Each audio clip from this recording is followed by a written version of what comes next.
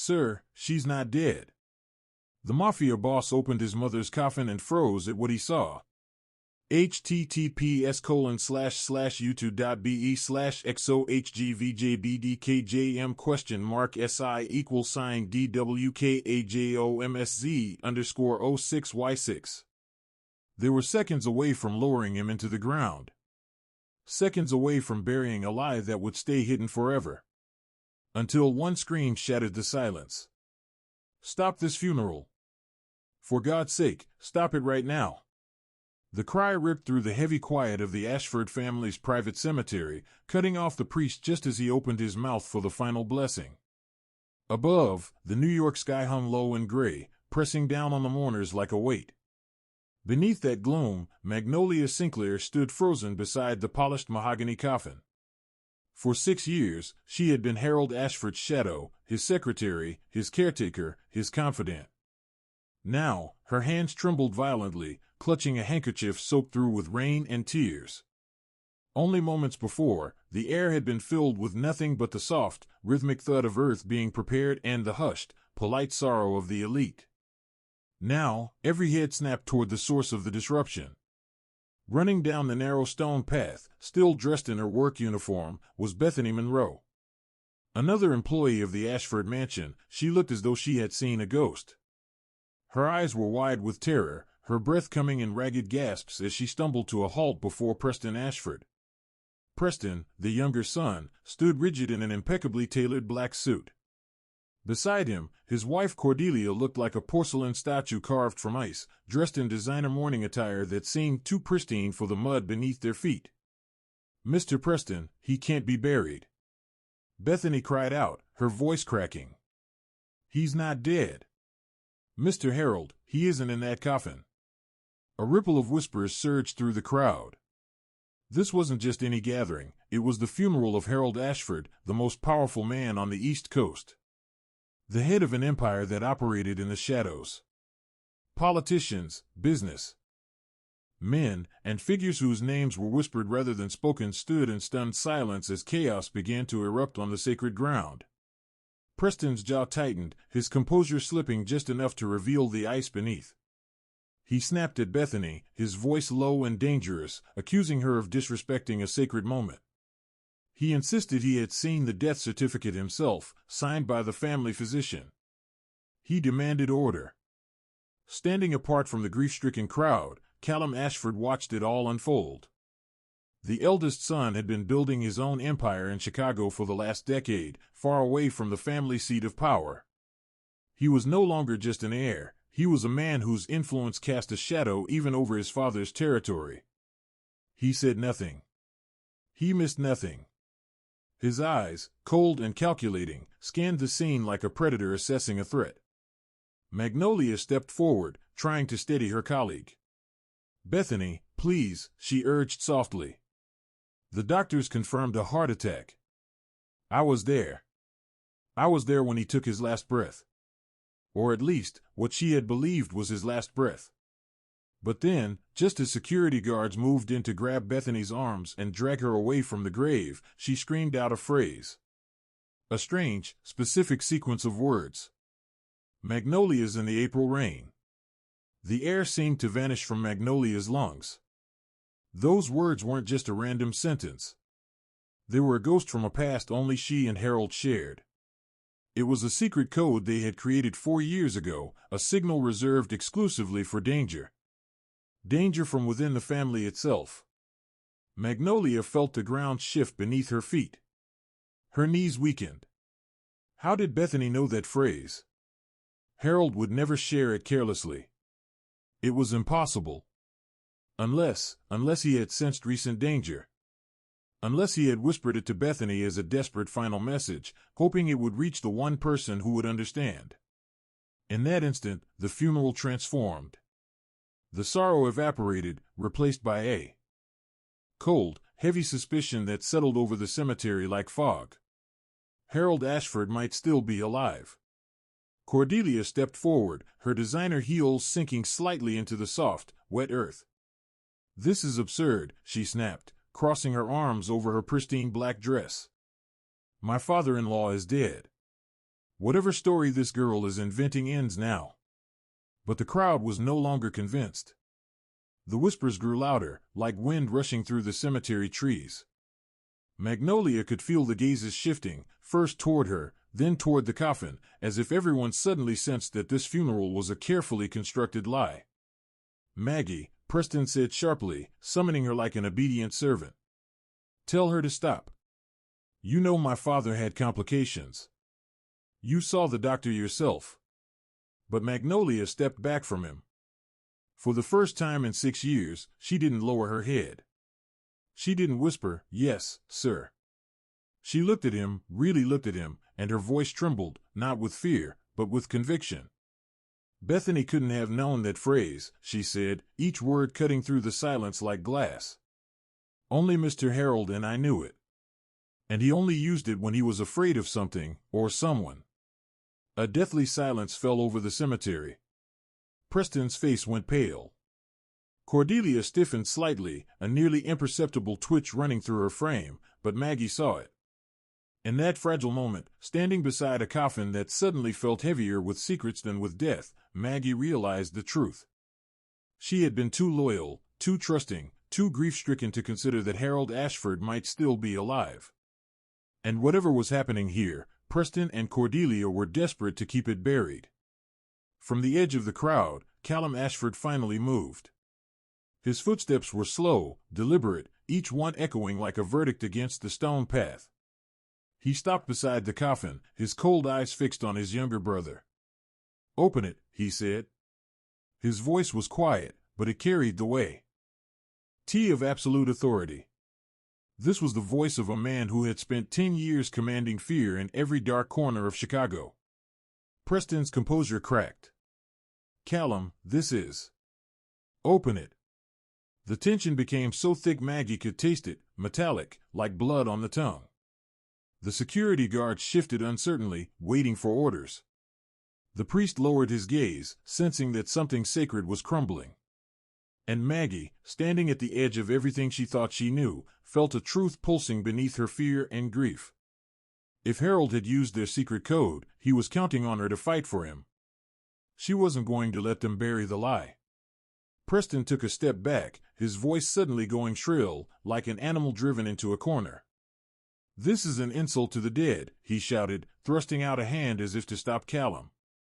Father's body was in a fragile state due to the aggressive medications, and the doctor advised a sealed casket to preserve his dignity.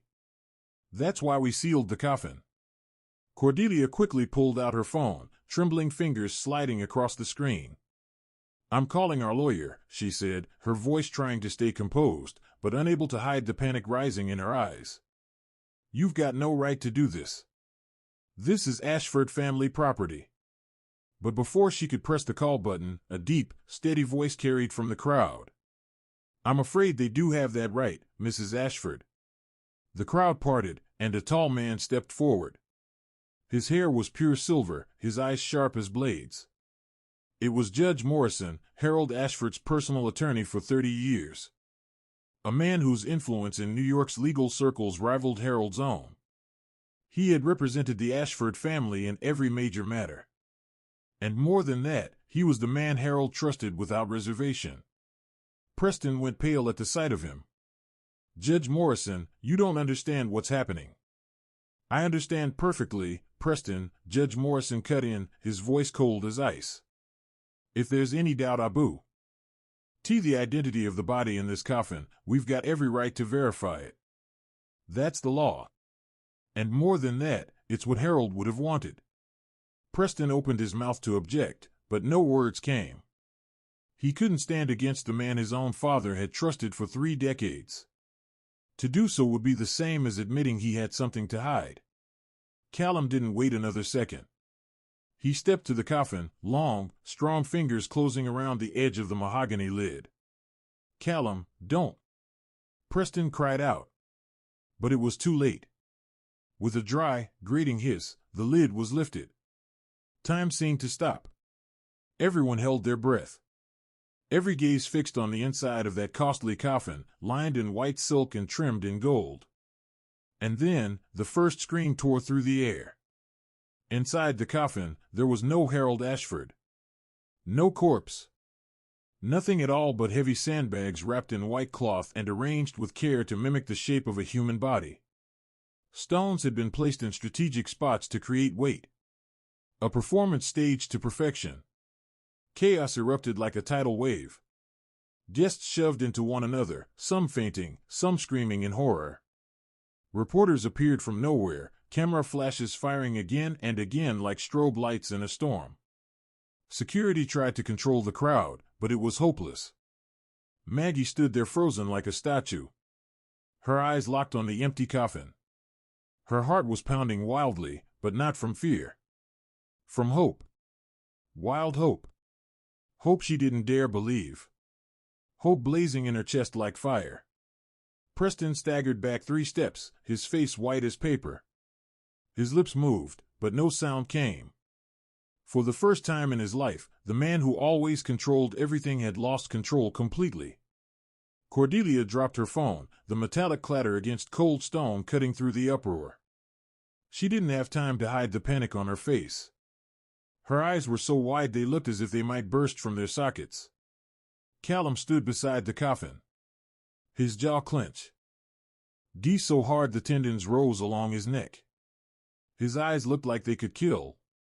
Yet he didn't say a word. His silence was more terrifying than any shout.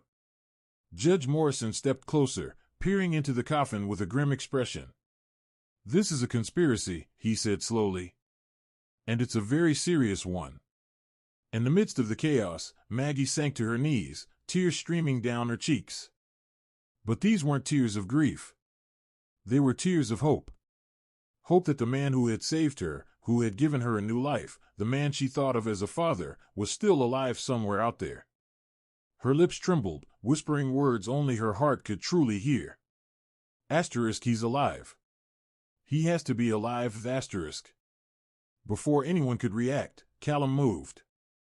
Fast as a panther, he seized Preston by the collar and yanked his younger brother toward a nearby headstone. Preston's back slammed into the icy slab, his face contorting with terror. Callum didn't hit him. He didn't need to.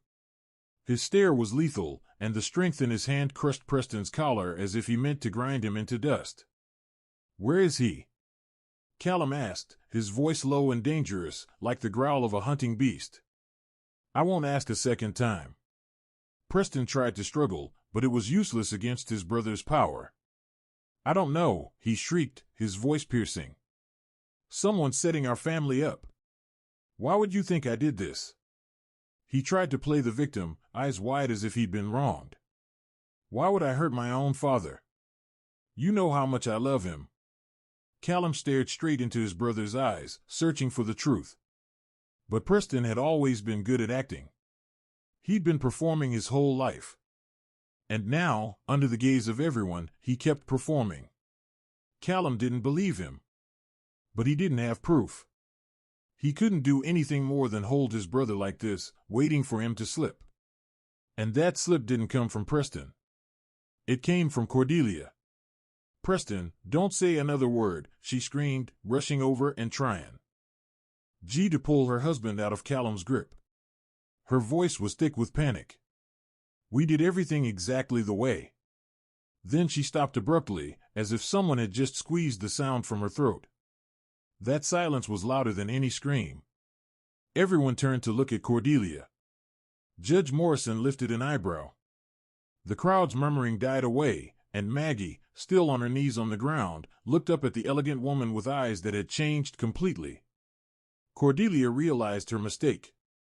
She tried to recover, her voice trembling. "Exactly the way the doctor said. That's what I meant. We did exactly what the doctor instructed about handling the body. But it was too late." That unfinished sentence was a crack in the flawless mask she and Preston had worked so hard to build. Asterisk exactly what way? What plan? Who planned it? Asterisk. Maggie pushed herself to her feet, her legs still shaking. She didn't speak, but her gaze locked onto Cordelia. She'd caught it. She'd heard it. And she wouldn't forget. A police siren wailed in the distance, growing closer. Judge Morrison had called them the moment the coffin was opened. 2 police cars stopped at the cemetery gate, and 4 officers hurried in. Callum released Preston as the police approached, not because he wanted to, but because he knew everything had to be done the right way. If he wanted Preston and Cordelia to pay, he couldn't give them an excuse to wriggle free on an assault claim. The chief officer stepped forward, looking at the empty silk lining in shock. "Mr. Ashford, you need to come with us for questioning," he declared, even as Preston's lawyers were already barking orders over the phone to stall the inevitable. Preston grabbed the opportunity at once. "I want to call my attorney," he said, his voice having regained some of its composure. "I refuse to answer any questions here." "That's my right." Callum's teeth ground together. He was stalling. He knew the police would need time to gather evidence, obtain search warrants, run through procedures, and in that time, who knew what might happen to his father? If Harold was still alive, every second that passed could be his last. Judge Morrison stepped beside Callum, his voice low and grave. "We need to find Harold," he said. "The police will do their job, but they're bound by the law. You." He didn't finish, but Callum understood. He meant Callum had resources the police didn't. Connections. Methods. While the chaos still hadn't settled, amid the officers questioning witnesses and the reporters shouting demands, Maggie felt a small hand tug gently at her sleeve. She turned. Bethany stood there, her face as pale as paper, her eyes red-rimmed and full of fear. But in those eyes, Maggie saw something else, too. Resolve. "I know where they're keeping him," Bethany whispered, her voice trembling so badly Maggie had to lean in to hear. "But if I say it, they'll kill me." Maggie didn't say a word. She gripped Bethany's hand and pulled the young woman away from the chaotic crowd, heading toward the small chapel tucked into the corner of the cemetery. It was an old stone building, a place where the Ashford family had once held private prayers. Now, it would become the place where the truth would be laid bare. Callum saw them move. No one had to speak for him to understand what was happening. He signaled to Frank, the loyal bodyguard who had followed Harold for 20 years, and the 3 of them slipped away from the scene in silence. The police and the reporters were too busy with Preston and Cordelia to notice them. Inside the chapel, dim light filtered through stained glass, casting red and blue streaks across the stone floor. Maggie guided Bethany onto a worn wooden pew. While Callum stood at the doorway, arms folded across his chest, his icy gaze never leaving the young woman. Frank kept watch outside, making sure no one could enter or listen in.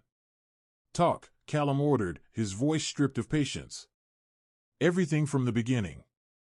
Bethany trembled, her hands twisting a crumpled handkerchief. Tears ran down her cheeks.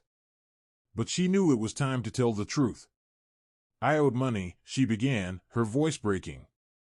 $50,000. I got into gambling and the loan sharks threatened to kill me if I didn't pay. I didn't know what to do. I was desperate." She paused, swallowed hard. "Then 3 months ago, Mr. Preston approached me. He knew about my debt. I don't know how. He promised he'd pay it all off if I cooperated. I thought it was just helping an old man rest. I didn't know." Maggie felt her chest tighten. "What did you do?" she asked, forcing calm into her voice, even as her heart hammered.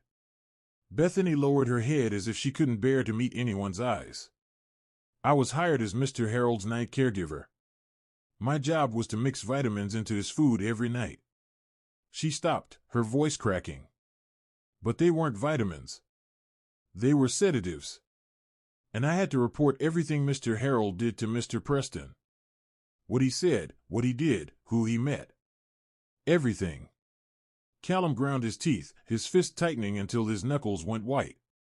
Maggie closed her eyes for a moment, fighting back the rage and the pain surging in her chest. Harold, the man she loved like a father, had been poisoned under his own roof. "The night he died," Maggie said, her voice trembling. "Tell us." Bethany drew a deep breath, trying to steady the shaking in her body.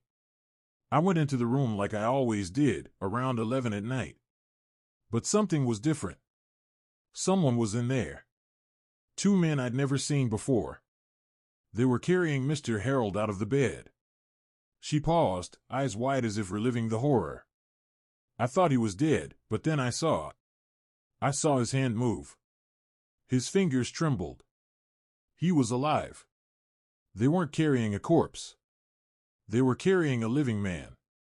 Bethany's tears spilled like water. I was terrified. I wanted to scream, but I didn't dare.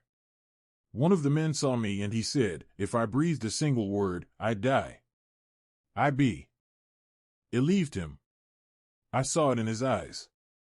And the passphrase? Maggie asked, her heart pounding. How do you know those words? Bethany looked up, red-rimmed eyes fixed on Maggie.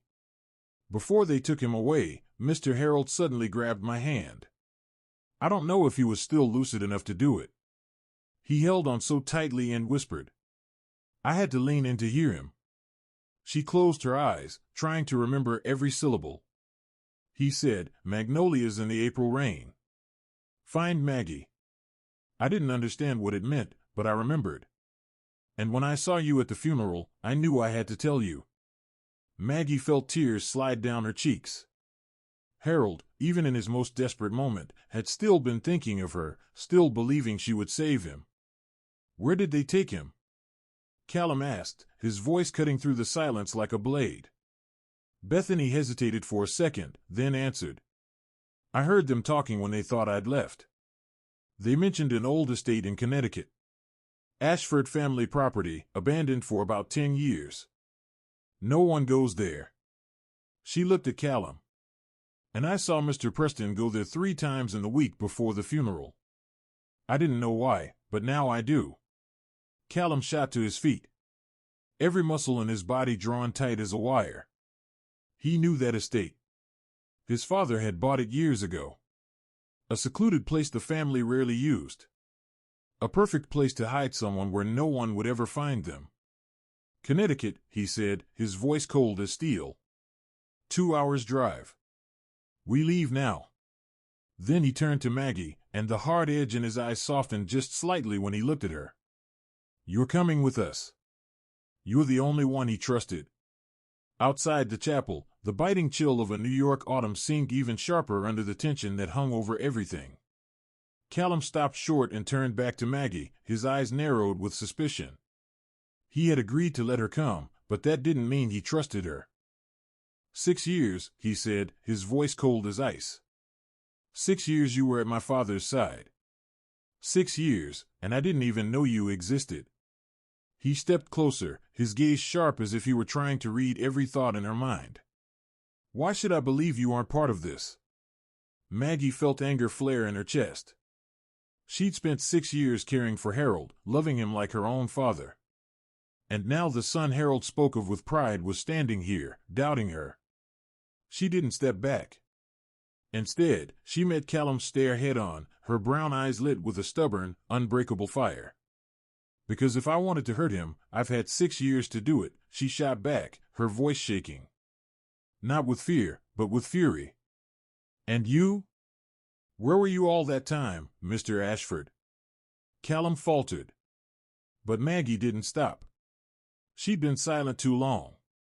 Bowed her head too many times before people who carried the Ashford name. Not today. Not when Harold needed her. While you were busy building your empire in Chicago, she went on, each word like a bullet fired straight into his chest. I was the one holding his hand every time he cried because he missed your mother. I was the one sitting by his bed when he was sick. I was the one listening while he talked about you, about how proud he was of you, about how much he missed you. Her voice caught. And you? How many times did you call in a year? How many times did you visit in the past 6 years? Silence. Callum couldn't answer. For the first time, the cold composure on his face cracked. Maggie saw something flash in his eyes, a flicker of pain, a flicker of regret before he managed to hide it. The moment stretched endless, the two of them facing each other in air that felt thick enough to choke on. Then a warm, steady voice cut through the quiet. She's right, sir. Frank stepped out of the shadows. The withered face of a man who'd followed Harold for 20 years was set with seriousness. Your father trusted her more than anyone. I've seen it every day. Why? He paused, as if weighing whether to say more. He told me once. She reminded him of someone. Callum looked at Frank. Then back at Maggie. He didn't ask who Harold had been reminded of. Maybe because he'd already guessed the answer. His mother. Eleanor Ashford. The woman Harold had never stopped loving, even though she'd been gone for more than 20 years. At last, Callum nodded. A small motion, but enough for Maggie to understand. He didn't apologize. He didn't admit he'd been wrong, but he accepted it. For now, that was enough. We go, he said, his voice a shade less cold. Judge Morrison will stay here and keep eyes on Preston and Cordelia. Work with the police. We can't wait for them to get a search warrant. It could take days. My father doesn't have that kind of time. Judge Morrison, who had been standing nearby for who knew how long, nodded in agreement. I won't take my eyes off them, he said. You go find Harold. Bring him back. Callum's sleek black SUV was waiting in the parking lot. Frank opened the door and slid into the driver's seat. Callum took the front passenger seat while Maggie and Bethany sat in the back. Bethany was still trembling, her face pale. She'd risked her life telling the truth, and now she was going with them to a place where the people who threatened her might be waiting. Maggie gently took the young woman's hand, a quiet, steadying gesture. They were all afraid, but they had no other choice. The engine growled and the vehicle surged out of the lot, heading for the highway that led to Connecticut. Maggie looked out the window, watching the cemetery shrink in the rearview mirror. The gray headstones, the old chapel, and the crowd still in chaos faded behind rows of trees. She didn't know what was waiting for them in Connecticut. She didn't know whether Harold would still be alive when they arrived. She didn't even know whether she would survive the night. But there was one thing she knew for certain. For the first time in 6 years, she didn't know where she was going. But she knew she wouldn't stop until she found him. The man who'd pulled her out of the dark and given her a reason to live. Night had fully fallen when the black SUV tore down the highway toward Connecticut. Street lights slid past like blurred streaks of pale light, and beyond the glass, the world sank into a thick, unbroken dark. Inside the vehicle, the silence was so heavy it felt suffocating. No one had spoken a single word since they left the cemetery. Bethany had fallen asleep on Maggie's shoulder, drained to the bone by everything the young woman had been forced to endure. Even in sleep, fear clung to her face, her brows drawn tight as if she were trapped in a nightmare. Maggie gently pulled her coat up over her, a protective gesture she didn't even think about. Frank kept his focus on the road, his eyes never leaving the stretch of asphalt ahead. Callum sat in the passenger seat, still as a statue, but Maggie could see his fingers tapping endlessly against his thigh. A sign of restlessness he was trying to keep buried. Nearly 2 hours passed in that taut silence before Callum spoke without warning. Tell me about him, he said, his voice low and rough, as if it hadn't been used in a long time. The years I wasn't here. Maggie looked at him in the rearview mirror, startled. She hadn't expected Callum to ask. Hadn't expected him to want to know. But she understood. No matter how cold he could be, Harold was still his father. And maybe somewhere deep inside, he was punishing himself for being gone too long. She drew a slow breath, searching for the right words. After Mrs. Eleanor died, she began, her voice gentle, as if afraid of waking Bethany. He changed completely. Before that, he was Harold Ashford, the most powerful man on the East Coast. But after that, he was just a lonely man. She paused, remembering the earliest days when she first came to work for Harold. He used to sit alone in his study for hours, just staring at Mrs. Eleanor's photograph. Sometimes I'd hear him talking to it as if she were still alive. He'd tell her about the day, the decisions he had to make, the worries he carried. Her voice tightened. He missed her so much. I could feel his pain in the way he sighed. Callum said nothing, but she saw his jaw clench. "And you," Maggie continued. "He kept your picture on his desk right beside Mrs. Eleanor's. Every morning he'd ask me, 'How's my son in Chicago? Is he well? Is he eating enough?'" She gave a sad, tender smile. "Whenever there was any news about you, even a small article that mentioned the Ashford name in Chicago, he'd cut it out and keep it. He had an entire box of those clippings. He'd read them again and again, showing them to me with pride as if I'd never heard a word of it before." Silence. Maggie glanced at Callum in the mirror and saw him gripping the edge of his seat so hard his knuckles had gone white. His face was still stone cold, but his eyes had reddened. He didn't cry, but she knew he was carrying something sharp and unbearable inside him. "And Preston?" Frank asked suddenly, his voice low and careful. Maggie hesitated for a moment.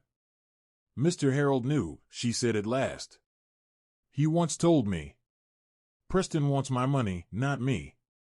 But what am I supposed to do? He's still my son." She remembered the sorrow in Harold's eyes when he said those words. He loved both his sons, but he wasn't blind. He knew Preston didn't love him the way Callum did. He only hoped that one day Preston would change. Callum still didn't speak. His silence weighed more than any words. "And you," he finally said, his voice raw. "Why were you with him?" Maggie turned her gaze to the window, to the endless black night outside. "Harold saved me when I was 21, she said, her voice as light as breath. "Back then, I had nothing. No one. He gave me a second chance, a new life." She looked back at Callum in the mirror. "That's why I'll never abandon him." She didn't say more. She didn't explain that story belonged to another time. If there ever was another time. Right now, the only thing that mattered was finding Harold. "We're here," Frank said abruptly, tension tightening his voice. Maggie leaned forward and saw it. A massive black shape among the trees emerging in the sweep of the headlights. The Ashford family's old estate, a 3-story Victorian mansion, forgotten by time. Grass had grown wild, windows were filmed with dust, and darkness draped over it like a funeral veil. But something made Maggie's heart begin to race. From a small basement window, a weak light seeped out. A faint yellow smear in the thick black night. Someone was in there, and she prayed. It was Harold. Frank stopped the SUV about 50 meters from the estate gate and switched off the headlights to avoid being seen. All 4 of them stepped out in silence, their breath turning into white smoke in the freezing Connecticut night. In front of them, the 3-story Victorian mansion loomed like a ghost among the trees. 10 years of abandonment had left brutal scars on what had once been a grand home. Weeds rose thick nearly to their knees, wild shrubs thrusting branches like bony hands. The windows were coated with dust and spiderwebs, reflecting the faint moonlight like blind eyes. Paint peeled from the walls, roof tiles lay shattered in places, and the large wooden front door had rotted with time. The strange thing was that there were no cars in the drive. No sign anyone was here at all. Callum signaled for silence, then led them toward the front entrance. He pushed lightly, and the door swung open with a chilling creak. Inside, darkness was thick as ink. Maggie switched on her flashlight, the beam sweeping over furniture draped in white sheets like mute ghosts. The stench of damp and dust hit them hard enough that Bethany had to cover her mouth to keep from coughing. They split up to check every room. First floor, the living room empty, the dining room empty, the kitchen empty, only old furniture under sheets, and the soft scuttle of mice in the dark.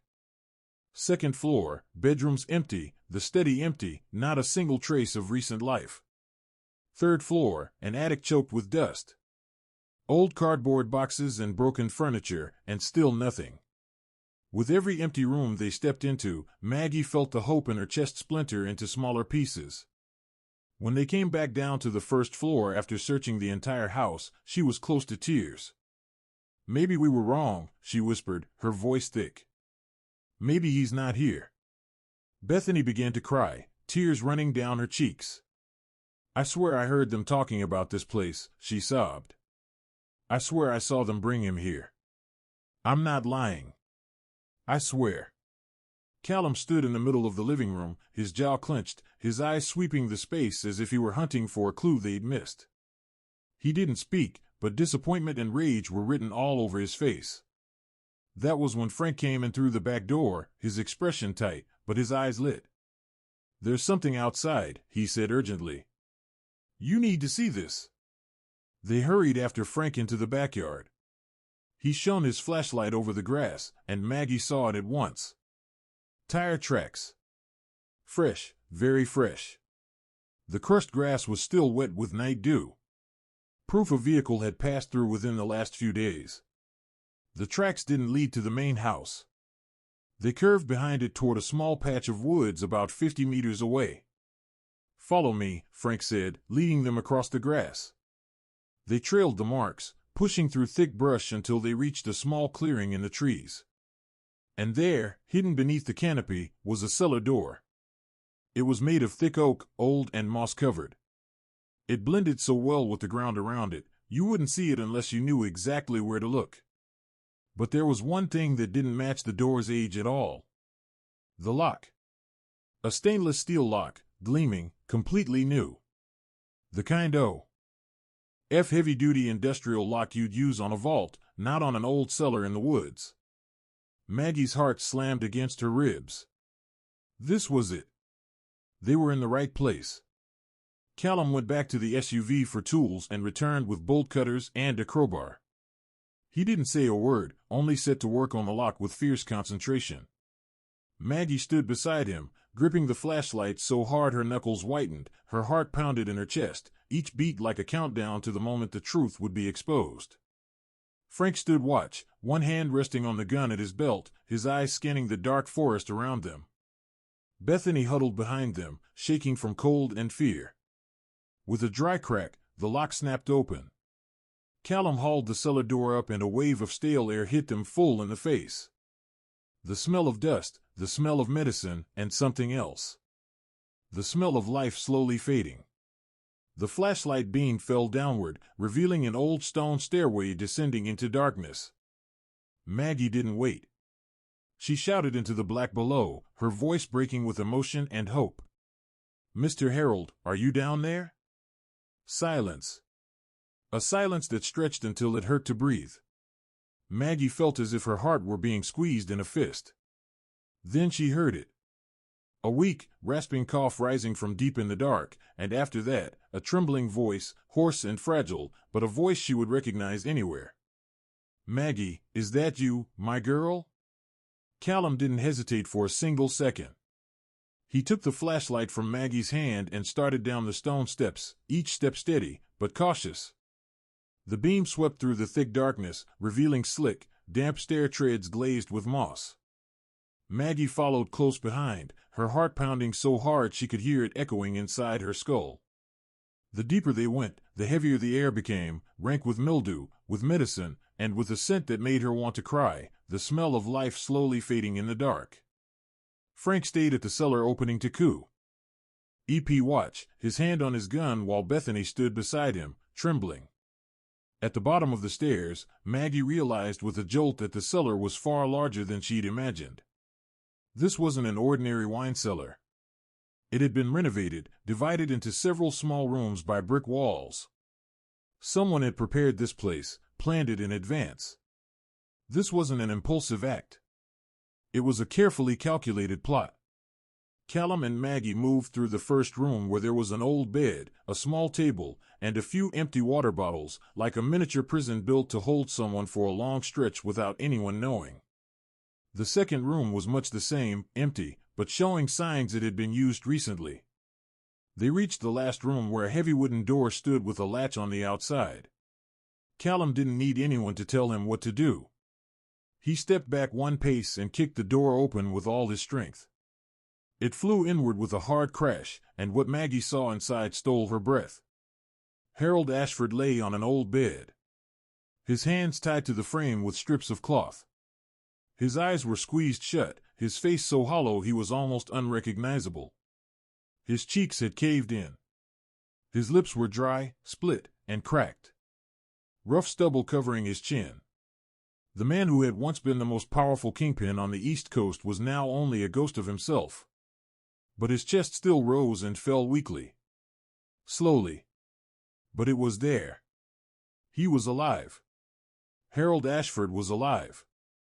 Beside the bed, an empty water bottle lay on its side on the floor. They'd left him here, giving him just enough water not to die immediately, but not enough to leave him strength to fight back. They'd meant to let him waste away in the dark, alone, like an abandoned animal. Maggie ran to the bed and dropped to her knees on the icy floor without hesitation. She took Harold's bony hand, feeling the dry, chilled skin beneath her fingers. Tears poured from her beyond control, streaming down her cheeks and falling onto his hand. "I'm here," she whispered. Her voice so choked it was almost soundless. "I'm here, Mr. Harold. You're safe now." Harold opened his eyes slowly, as if even that simple act demanded every last shred of strength he had. His gaze was clouded with exhaustion and sedatives. But when he saw Maggie, a faint light flickered there. The light of life, the light of hope. His lips moved, trying to form words. His voice was weak as a breath of wind. But Maggie heard every syllable. "My daughter, I knew you'd come." Maggie sobbed, pressing her face against his hand. She didn't need him to say anything more, knowing he was alive, hearing his voice. That was enough. Then Harold's eyes shifted, looking past Maggie's shoulder toward the doorway, and he saw Callum standing there, the face of his eldest son turned to stone, but his eyes red and blurred with tears. Tears began to slide down Harold's lined cheeks. Tears he'd held back for so many years. His voice broke, trembling and full of feeling, carrying all the longing, all the pride, all the love he'd kept locked in his heart through 10 years of separation. "Callum, my son, you've come home." Callum stood frozen in the doorway, as if his feet had been nailed to the icy stone floor. His face was rigid, carved from rock, the cold mask he'd worn for 20 years in the underworld, the mask that had made him the most feared Mafia boss in Chicago. But his eyes couldn't lie. They were bloodshot, shining with tears, and the hands that had ordered the executions of countless enemies were trembling beyond his control. A decade. 10 years in Chicago, building an empire, expanding territory, becoming a name the entire underworld treated with wary respect. Throughout those 10 years, he had called home only a few times a month, always saying he was busy, always promising he'd come back soon and never doing it. And in those long years, his father had endured loneliness alone, had been poisoned and imprisoned by his own son, had nearly died in this lightless cellar without Callum knowing a thing. When was the last time he held his father? Callum couldn't remember. Maybe it was at his mother's funeral. More than 20 years ago. After that, he'd built a wall between himself and every feeling, including love for his father. When was the last time he said, "I love you"? He wasn't even sure he'd ever said it as an adult. He'd let work swallow everything. Let ambition blur what truly mattered. Callum moved forward, each step slow, as if he were walking on shattered glass. Every footfall felt heavy, not because of the cold stone, but because of the weight of guilt and regret pressing down on his shoulders. When he reached the bed, he dropped to his knees, his kneecaps meeting damp stone as he brought his face level with his father's. And for the first time in 20 years, the coldest Mafia kingpin on America's East Coast cried. Not 1 or 2 tears, but a flood he couldn't stop, streaming down his sharp features, falling onto his father's hand. "Dad." Callum's voice broke, hoarse and shaking like a child who'd lost his way home. "I'm sorry.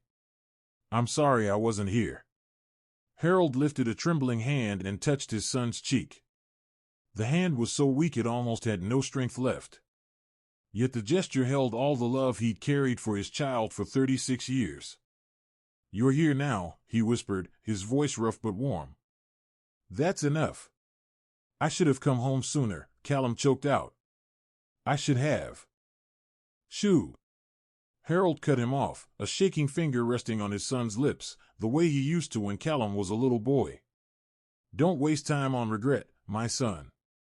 We have the present. That's all that matters." Maggie stepped back, then back again, giving father and son their space. She leaned against the cold stone wall, tears sliding down her cheeks, and she didn't bother wiping them away. There were tears of happiness, tears of relief, tears because the man she loved like a father was still alive and was being reunited with his son. Bethany had come down into the cellar without anyone noticing, standing beside Maggie, crying, too. The young woman clasped Maggie's hand as if searching for comfort, and Maggie squeezed back. Frank appeared with a small knife and nodded to Callum. The two men began cutting the strips of cloth binding Harold to the bed frame, gentle and careful, as if afraid of hurting him. The red welts on Harold's wrists made Callum's jaw tighten, but he didn't speak, only swearing silently that Preston would pay for every one of those wounds. Maggie ran back to the SUV for a spare blanket, then returned to drape it over Harold. She took a bottle of water from Frank's pack, carefully lifted Harold's head, and fed him small sips. "Slowly, Mr. Harold," she whispered. "Just a little at a time." Harold drank like a man dying of thirst, but Maggie controlled the amount so he wouldn't choke. Color began to return to his ashen face, though he still looked heartbreakingly weak. Frank had already pulled out his phone, calling an ambulance and giving their coordinates. At the same time, he called in more of his people to secure the area. No one knew how many men Preston still had, and they couldn't risk anyone coming here to tamper with evidence, or worse, to hurt Harold again. When the ambulance siren sounded in the distance, growing closer with every second, they began preparing to move Harold. Frank and Callum carefully helped him sit up, while Maggie stayed at High's side, never taking her eyes off him for even a moment.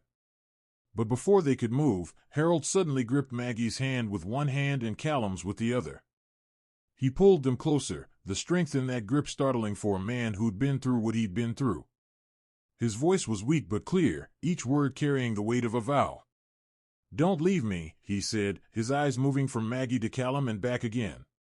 "Both of you, don't ever leave me again." The ambulance siren tore through the quiet Connecticut night as the vehicle raced along the highway toward the nearest hospital.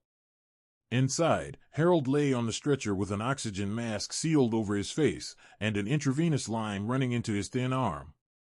The emergency doctors moved swiftly around him, checking his blood pressure, his heart rate, and a string of other vital signs. Maggie sat close, her hand locked around Harold's as if he might vanish the instant she let go. Callum sat opposite her, his face drawn tight, his eyes never leaving his father. A young doctor studied the numbers on the monitor, then turned to them with a grave voice and said it was severe dehydration, an overdose of sedatives, and a few more days. He didn't finish because he didn't have to. They all understood that a few more days and Harold would have been gone. Maybe it was the oxygen and the fluids.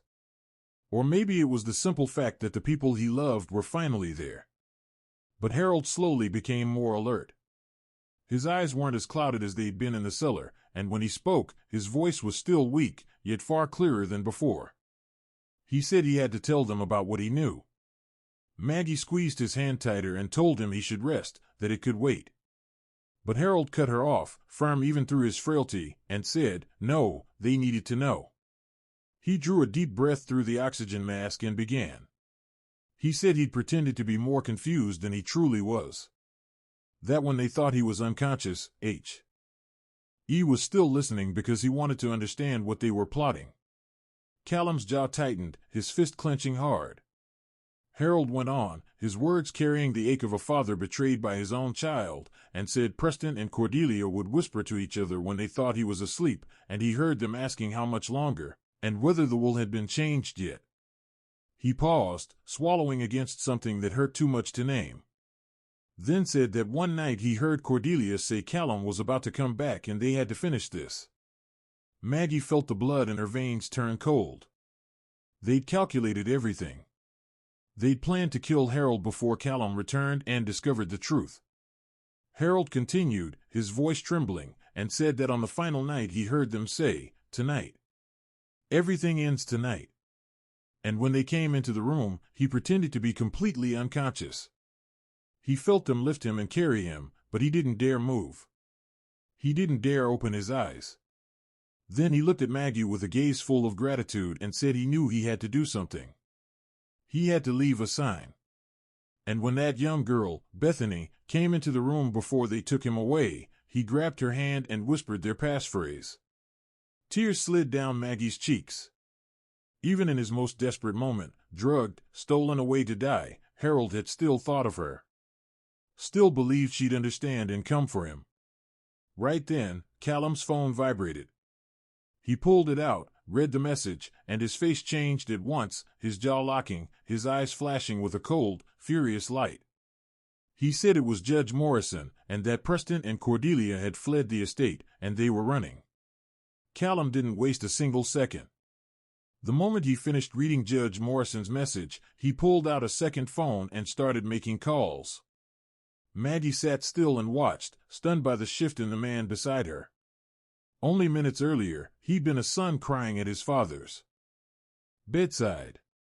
Now he was Callum Ashford, the most powerful Mafia boss in Chicago. And the fury coming off him was so cold it made the air inside the ambulance feel as if it had turned to ice. He spoke in words Maggie didn't understand. Codes and terms only people from the underworld would know. His voice didn't tremble, didn't waver, steel cold and knife sharp. Each call lasted only seconds. Yet Maggie could feel the weight in every word he spoke. They weren't conversations. They were orders. Orders no one dared refuse. Teterboro Airport, he said into the phone. Not a single private plane takes off without my permission. Every flight checks the passenger list again. He hung up and placed the next call immediately. The marina, every boat is monitored. Nobody leaves the dock without being searched. Then another. The highway. I need eyes on every exit. Preston Ashford's plate is. He recited the sequence, then ended the call. In less than 10 minutes, Callum's network had been activated across the east coast of the United States. Maggie realized she'd underestimated him. He wasn't just a boss in Chicago. He had eyes and ears everywhere. People in every corner, power that reached farther than she'd ever imagined. No one left New York without Callum knowing. And Preston was about to learn that. Reports began pouring in. Preston and Cordelia had reached Teterboro's private terminal, but their plane wasn't allowed to take off. They'd screamed, threatened, even tried to bribe their way through, but no one dared defy Callum Ashford's orders. They tried to hire a boat at the marina, but every owner refused. No one wanted to be caught in the war between the two heirs of the Ashford Empire. In the end, they drove south, hoping to slip across the border, but a car stayed behind them, always close enough to make sure they knew they were being hunted. Maggie was sitting beside Harold, who had slipped into an exhausted sleep after being given pain medication, when her phone suddenly vibrated, an unknown number. She hesitated for a heartbeat, then answered. You think you've won, don't you? Preston's voice came through the line, sharp with bitterness and rage. Maggie felt her blood go cold, but she didn't let it show. This isn't over, Preston went on, his voice like a snake's venom when it's cornered. Even if I get arrested, I'll make sure you go down with me. You think I don't know anything about you, Magnolia? He spat her name with contempt. I know everything. Every filthy secret about where you came from, about who you really were before my father picked you up. Maggie went pale. Her past, the dark years she tried to bury, rose like a ghost. But she didn't retreat. Not now. Not after everything she'd survived. I'm not afraid of you anymore, she said, her voice trembling, but steady. You can say whatever you want, but you're the one who tried to kill your own father. No secret of mine is worse than that. Before Preston could answer, Callum snatched the phone from Maggie's hand. He lifted it to his ear, and when he spoke, his voice was so cold it could freeze hell itself. Touch her, he said slowly, each word like a death sentence, and I'll forget you're my brother. Silence on the other end. Then the call ended. Callum handed the phone back to Maggie, and his eyes met hers for a brief moment. She saw a promise there, a protection she'd never received from anyone but Harold. The ambulance reached the hospital, and Harold was taken into intensive care. Maggie stayed by his side while Callum vanished into the night with Frank. She knew where he was going. She knew what he would do, and she didn't ask. Preston and Cordelia ran until they were exhausted. Every road was blocked, every escape sealed shut. At last, they turned back to the only place they believed might be safe, the only place they hoped they could negotiate, the Ashford family's main mansion in New York. Maybe they thought they could use money. Maybe they thought T. Hay could use secrets, the secrets they knew about the Ashford Empire, to bargain for their freedom. Maybe they thought Callum wouldn't dare do anything to them inside their father's house. They were wrong. When Preston and Cordelia stepped into the mansion, the living room was drowned in darkness. They were just about to switch on the lights when the lights flicked on by themselves. And there, seated in Harold Ashford's armchair with one leg crossed over the other, his eyes cold as ice, was Callum. He'd been waiting like a panther waiting for prey to walk into the trap on its own. "Where do you think you're running to, little brother?" Preston and Cordelia stood frozen in the middle of the living room, like two wild animals driven into a dead end. Preston's face was paper pale, sweat beading on his forehead, his eyes darting for an escape that wasn't there. Cordelia stood beside him. The flawless elegance she always maintained now dissolved, replaced by a panic she couldn't hide. Callum sat in Harold's armchair, the chair his father had occupied for decades while he ran the Ashford Empire. It was the seat of power, and Callum sat there as if he'd been born to belong in it. The warm yellow light of the living room did nothing to soften the coldness in his face. His eyes were two shards of ice, empty of emotion, holding only a merciless judgment. Frank blocked the front door, while 4 other men from Callum's crew covered the remaining exits. There was no way out, nowhere to run. Preston and Cordelia were completely trapped. And right here, right now, their alliance began to fall apart. Cordelia suddenly stepped forward, shoving Preston aside. "It was all Preston's idea," she screamed, her voice high with desperation. "I only did what he told me to do. I didn't want to hurt anyone.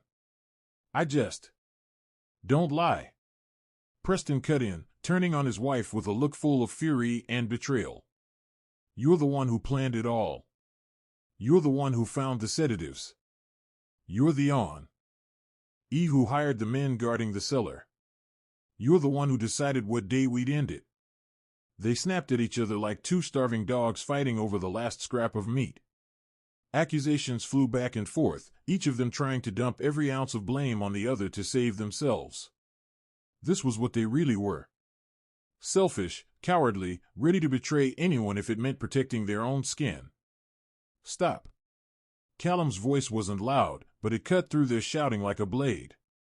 Preston and Cordelia fell silent at once, turning toward him with fear. Callum stood, then walked toward them with slow, measured steps. "I don't care who blames who," he said, ice in every syllable. "I want to know why." He stopped in front of Preston and stared into his brother's eyes. "He's our father. Your father. Why?" Preston trembled under Callum's gaze. In that moment, every mask he'd worn for years collapsed completely. And what remained was a man full of wounds and bitterness. "You got everything," Preston began, his voice shaking with resentment. "The empire, the respect, father's love." He gave a bitter laugh. "I was always just the other son, the one who stayed behind to clean up what you left." The words poured out of him like a flood that had been dammed too long. "Every time I did something right," father said, "Callum would do it better. Every time I made a decision, father asked, 'What does Callum think?' You weren't even here. And your shadow still covered everything I did." His eyes were red, not with remorse, but with years of jealousy and rage. "Do you know what it feels like to be invisible in your own family? I didn't want him dead. I just wanted him to see me. Just once, the way he sees you." Callum stood still, his face showing nothing. But inside him, something was breaking. Not because he pitied Preston, but because he understood that the little brother he'd once loved had been gone a long time, replaced by a stranger made of hatred. Cordelia, seeing Presto and destroy himself, spoke up. "Preston is weak," she said coolly, no longer pretending to be a victim. "He couldn't even do this right. She lifted her chin and looked at Callum with open defiance. I'm the one who planned it. I wanted money, power, the Ashford name. Your father was just an obstacle in the way. The cruelty in her voice made even Preston flinch. Callum looked at Cordelia for a long moment, then turned back to Preston. He didn't shout. He didn't strike. There was no explosive rage the world imagined from a mafia boss. Instead, he simply met his brother's eyes, and what he said hurt more than any punch. You're dead to me, Callum said, his voice low and final like a death sentence. From this moment on, I don't have a brother. It was like an invisible blow to Preston's chest. He staggered back, his face drained of color. Maybe some part of him had still hoped Callum would forgive him, would give him a chance. But no, that door had closed forever. Police sirens sounded outside, growing closer. Red and blue lights flashed through the windows, painting ghostly streaks across the walls. Callum turned away, not even looking at Preston and Cordelia one more time. Let the law handle them, he told Frank. I'm not going to dirty my hands for people who aren't worth it. A few days had passed since that fateful night. The gentle light of an autumn morning slipped through the white curtain, laying warm bands of sunlight across Harold Ashford's private hospital room. Fresh flowers were everywhere, bouquets of white roses, lilies, and especially a small magnolia plant that Maggie had set right beside his bed. Their soft fragrance pushed back the hospital's sharp disinfectant smell, turning the cold white walls into something that almost felt like comfort. Harold was far more alert now, propped against pillows arranged with care, color slowly returning to a face that had grown hollow during the days of captivity. Maggie sat beside him the way she had for days, leaving only when she had to, then coming back the moment she could. She didn't want him to be alone for even a second ever again. Harold looked at her, his gaze gentle, but carrying a silent question. He wanted to know. He needed to know what had happened to Preston and Cordelia.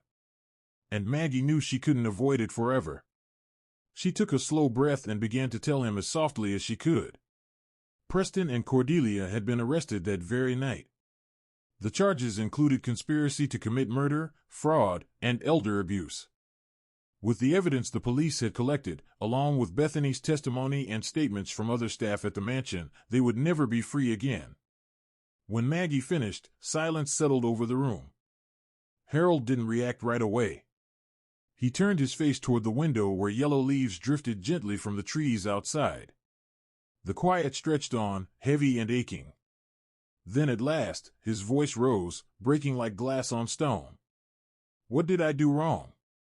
Maggie felt her heart squeeze tight at the sound of that question. Harold turned back to her, his old eyes full of pain and confusion. I loved him. I gave him everything. Why did he want me dead? Maggie had no answer. How could she explain the jealousy that had eaten through Preston's soul for years? How could she make sense of Cordelia's bottomless hunger? Some questions don't have answers, and this was one of them. So, she didn't speak. She only took Harold's wrinkled hand and held it tight, letting him feel that she was here, that he wasn't alone. Sometimes silence was the best reply. And then something Maggie had never seen in 6 years happened.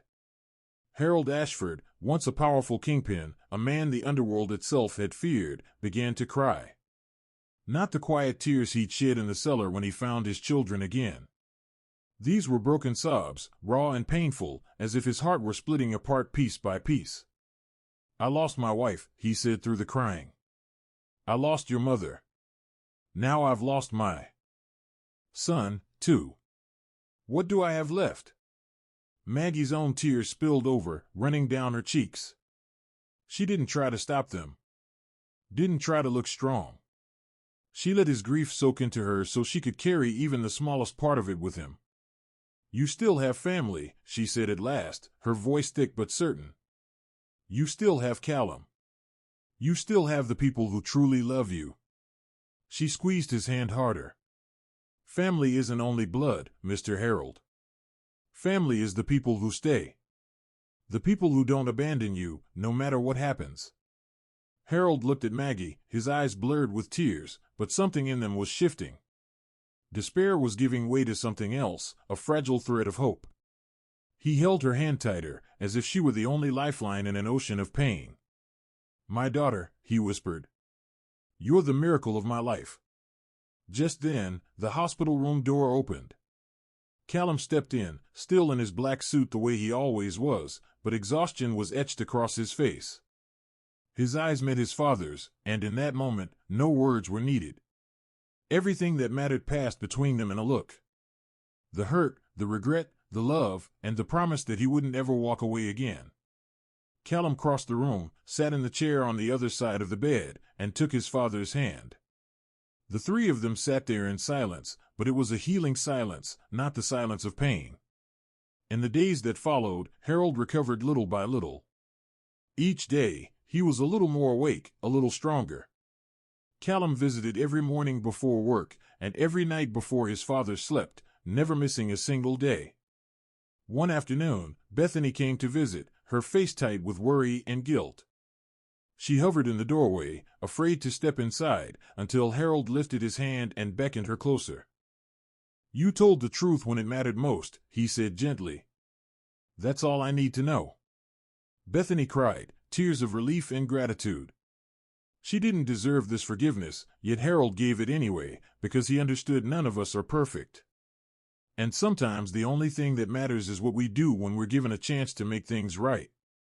One evening, as the sunset stained the hospital room red, Harold took Callum's hand in one of his and Maggie's hand in the other. He drew them closer, his eyes bright with something Maggie had never seen there before. "Peace. My two children," he whispered, his voice trembling, but full of love. "That's all I need."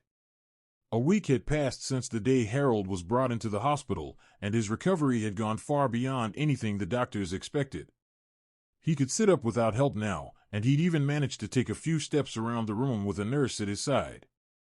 Color had returned to his face, and his eyes had regained some of their old sharpness. That morning, Maggie asked permission to step out and buy coffee for the three of them. She'd been at Harold's side all week with almost no rest, and Callum insisted she needed to get outside and breathe fresh air, even if it was only for a few minutes.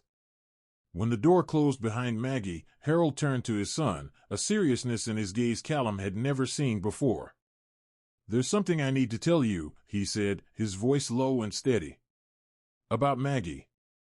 Callum lifted an eyebrow, unsure what his father meant to say. In these past days, he'd learned how to trust Maggie. He'd seen what she was willing to sacrifice, how completely she'd given herself to his father, but he still didn't truly understand the bond between them. Didn't understand why his father trusted a young woman who seemed to have come from nowhere. Harold drew a deep breath, as if bracing himself to finally speak a story he'd kept buried for too long. 6 years ago, he began. During a hit against the Vulo V gang, we raided a warehouse in Brooklyn. Do you remember that job? The one where I almost lost Frank. Callum nodded. He remembered. It had been one of the bloodiest clashes in Ashford history before he was sent to Chicago. When we got inside, Harold went on, his eyes turning distant as if he were living the memory again. I found her, Maggie. She was tied up in a dark room along with a few other young girls. They were going to sell them. His voice hardened with restrained rage. She was 21, Callum. Just a kid. Callum felt his fist tighten. He hadn't known this. He hadn't known what Maggie had survived. But what caught my attention, Harold continued, his voice softening, wasn't the situation. It was her eyes. He turned to Callum, emotion trembling in his gaze. She didn't beg. She didn't cry. She didn't plead with me to spare her or save her. She just looked at me with the strongest eyes I've ever seen, like she'd accepted her fate, but refused to be broken by it. Harold paused, and when he spoke again, his voice shook with feeling. When I looked into those eyes, I saw your mother. Callum went still. His mother, Eleanor Ashford, the woman he'd lost as a teenager, the woman he missed every day, even though more than 20 years had passed. Not her appearance, Harold explained. Her spirit. Eleanor was like that, too. strong, loyal, never giving up no matter how bad things got. He smiled, sad and tender. Do you know the story of how your mother and I met? Callum shook his head. His father rarely spoke about Eleanor after she died. The pain was too large to touch. 30 years ago, Harold said, I was betrayed by the very people I trusted most. They planned to kill me and take everything. The whole world turned its back on me, Callum. Everyone. He paused, his gaze far away. Except Eleanor. She was the only one who believed me. The only one who stood with me when there was no one else. She saved me. Not just my life, but my soul. Harold looked at his son, his eyes wet. Your mother saved me once, so I saved Maggie, and she saved me right back. He took Callum's hand. I kept her close because she reminds me of the best parts of Eleanor. Because she shows me there are still good people in this world. People willing to sacrifice without asking for anything in return. He hesitated, as if weighing whether to go further. And because I hoped one day she might be good for you, Callum. Callum didn't speak. He didn't know what to say. But something inside him was shifting. An understanding he hadn't had before. He understood now. He understood why his father trusted Maggie the way he did. Why his father mentioned her in every phone call. Why his father treated her like a daughter. Because to Harold, Maggie wasn't only an employee or someone he'd rescued. She was the living echo of everything he'd loved in Eleanor. Proof that the qualities he cherished in his wife still existed in this world. The hospital room door opened and Maggie walked in with 2 cups of coffee in her hands. She smiled at Harold, that warm, sincere smile she always gave him, then handed 1 cup to Callum. Black coffee, no sugar, she said. Frank told me that's how you like it. She didn't know what they'd just been saying about her. She didn't know the secret Harold had kept for 6 years. She was simply herself, thoughtful and attentive the way she always was. Callum took the cup and when their fingers brushed by accident, he looked at her. Really looked at her for the first time. Not the way you look at your father's caretaker. Not with the suspicion he'd carried the day they met, but seeing her, the woman who'd saved his father, saved his family without asking for anything. And in that moment, Callum Ashford understood why his father had spent 6 years protecting her. 2 weeks after being admitted, Harold Ashford was finally discharged from the hospital. But he didn't return to the sprawling Ashford mansion, the place that too many painful memories and too much betrayal. Instead, Callum bought a new home, far smaller, tucked into a quiet Connecticut suburb. It was a charming 2-story house with a flower garden out front, large windows that drank in sunlight, and a wide porch that looked out on a row of maple trees turning with the season. When Maggie wheeled Harold inside for the first time, he looked around with surprise and something that trembled like emotion. I don't need a mansion, he said, his voice unsteady. I need a home, and this is it. Callum stood nearby, watching his father with a rare smile on his mouth. He'd made the most important decision of his life. He wasn't going back to Chicago. Everything there had been handed over to the people he trusted, the right hands who'd stood by him for years. You need me here, he told Harold when his father asked about plans for the future. And I've been away from home for too long. The days that followed slipped by in a peace none of them had ever believed they'd be allowed to have. Maggie stayed beside Harold the way she always had for 6 years, caring for him through every meal, every pill, every hour of sleep. But now she wasn't alone anymore. Callum was here, and his presence changed everything in ways she never expected. Little moments began to gather, like drops forming a stream. When they gave Harold his medicine together, their hands brushed by accident, and they both startled as if a small current had run through them. When their eyes met across the living room, they looked away too quickly, like children caught doing something they weren't supposed to do. Callum began asking Maggie's opinion on everything. What Harold should eat, when he should take his medication, even bigger choices about how to protect his father from any threats that might still be out there, and Maggie, she began to smile more when he was near.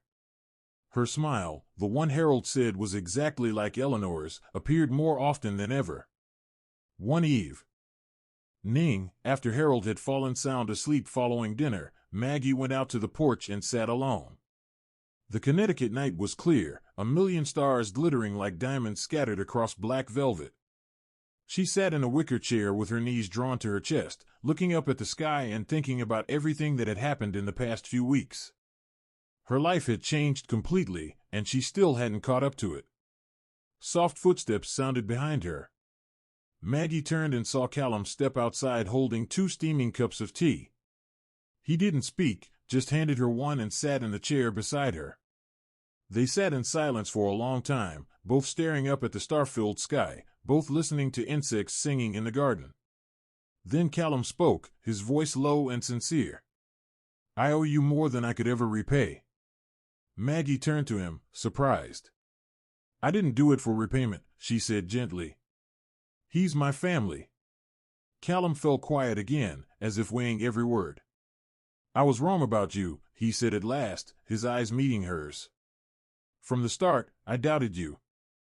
I didn't trust you. I treated you like you were the enemy." He paused, drawing in a slow breath. "I'm sorry." Maggie gave a small smile full of understanding.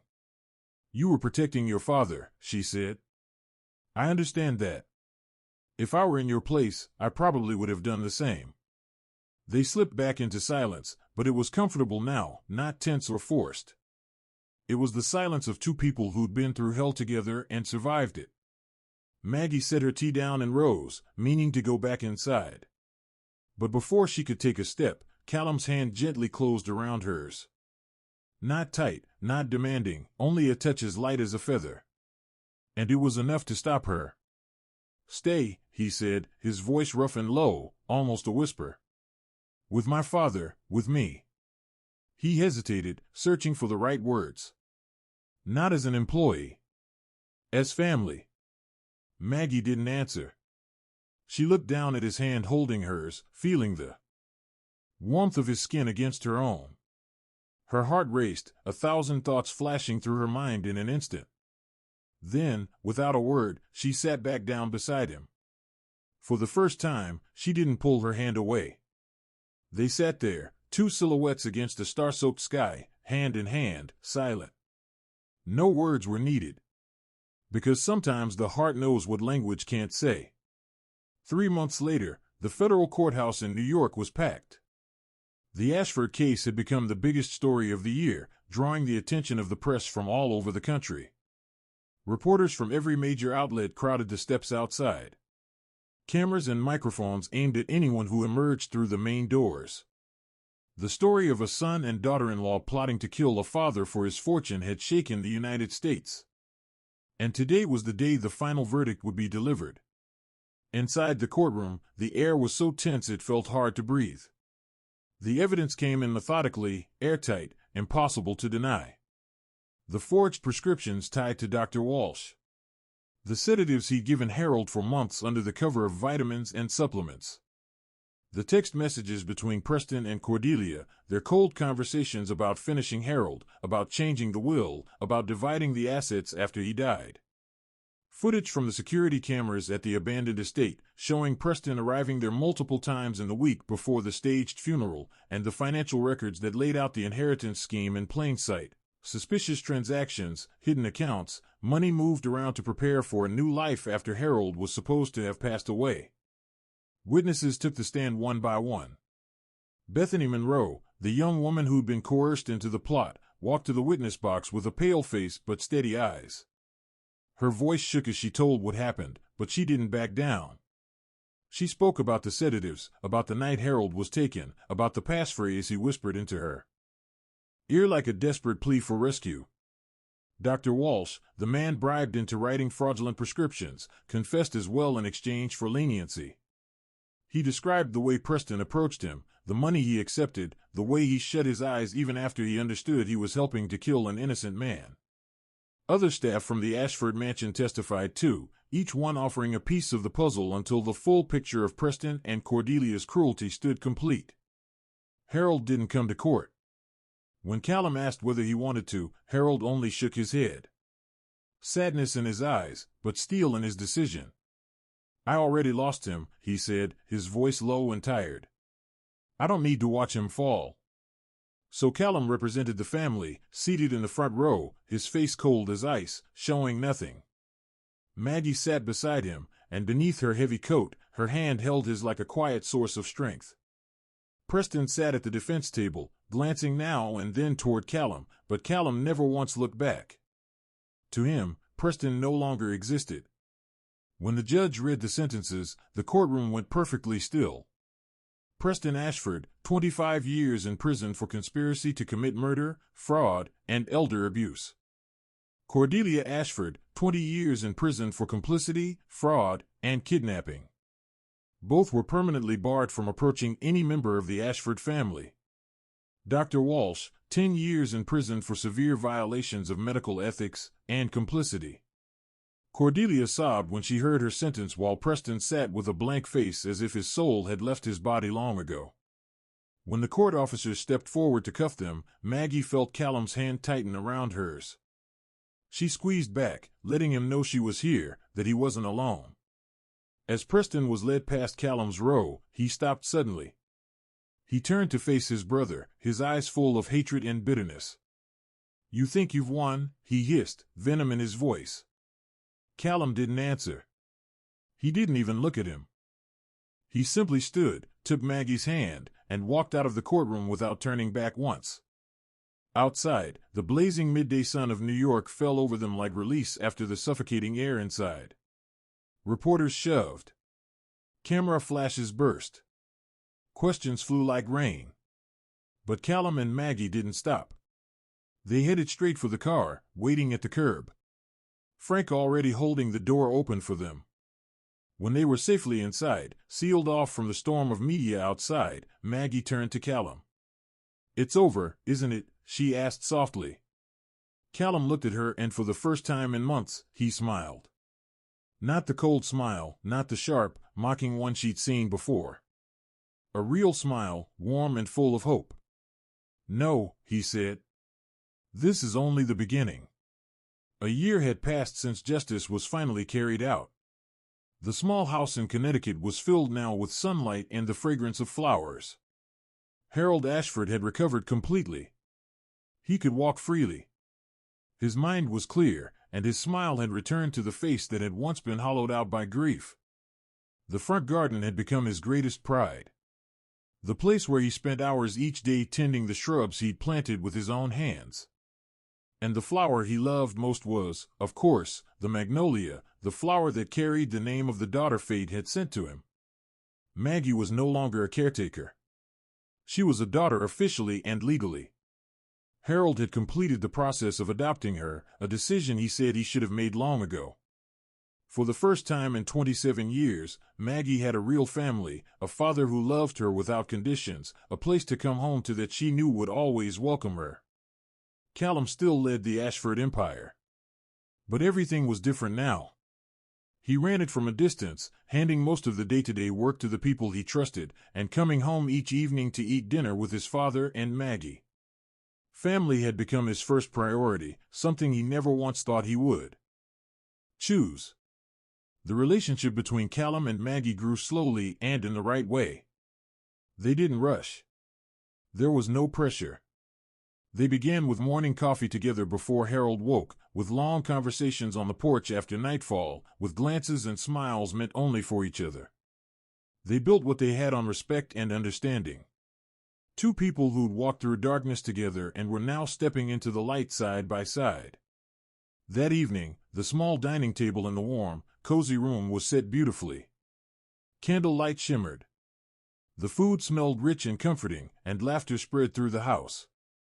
Harold sat at the head of the table, Callum and Maggie on either side of him. It was the picture of family Harold once believed he'd never have again after everything that happened. As dinner neared its end, Harold lifted his glass, his eyes moving from Callum to Maggie with all the love a father could hold for his children.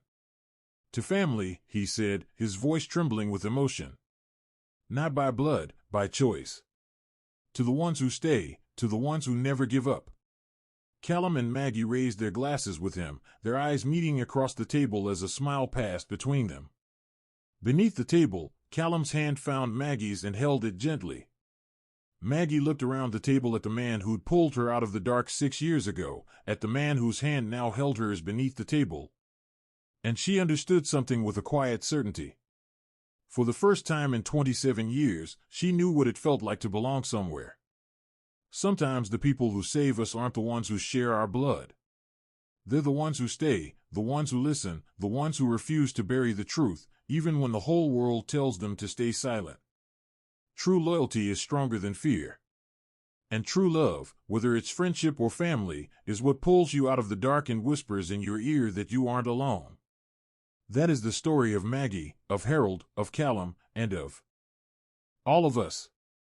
A lesson about family, about loyalty, and about how sometimes the best things in life come from the places we least expect.